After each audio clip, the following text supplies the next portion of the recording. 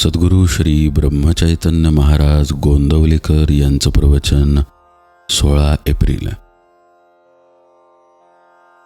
व्यावहारिक वासना तृप्त करण्यासाठी संत नसतात.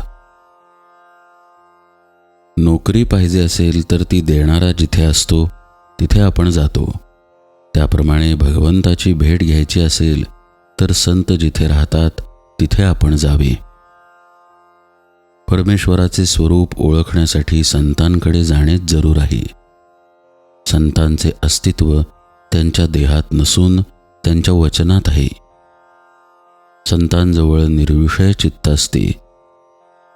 रात्री सर्वजण झोपल्यावर शिपाई जसे गस्त घालतात तसे साधू संत आमच्या गैरसावधतेत जागृत असतात. आपण झोपी गेलो असताना ते आपली वृत्ती तपासतात. एका बाईला मूल झाले, पण त्याला आकडी येऊ लागली. ते पाळण्यात उगीच निपचिप पडून असायचे. ते मूल बरोबर वाढेना, चांगले हसेना, खेळेना. मुलाची ती अवस्था पाहून आईला बरे वाटत नसे. अगदी तसेच संतांना वाटते. शिष्य केला खरा, पण साधनात जर त्याची प्रगती होत नसेल तर संताला वाईट वाटते. शिष्याची प्रगती होत असेल तर संत स्वतःच्या प्रेमापोटीच शिष्याला सजवील आणि त्याचे कौतुक करील.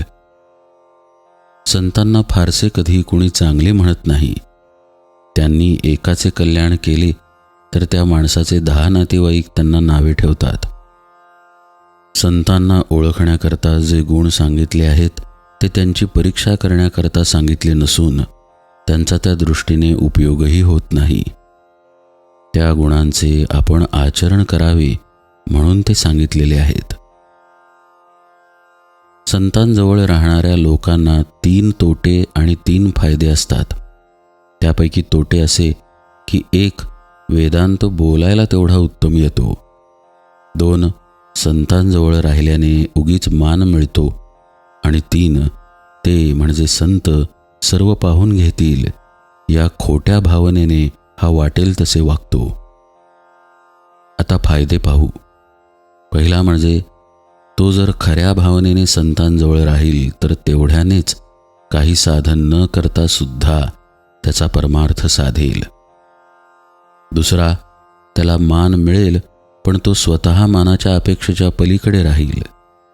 आणि तिसरा, वेदांत त्याला बोलायला आला नाही तरी त्याच्या आचरणात येईल. म्हणून संतांजवळ राहणाऱ्याने ते सांगतील तसे वागावे.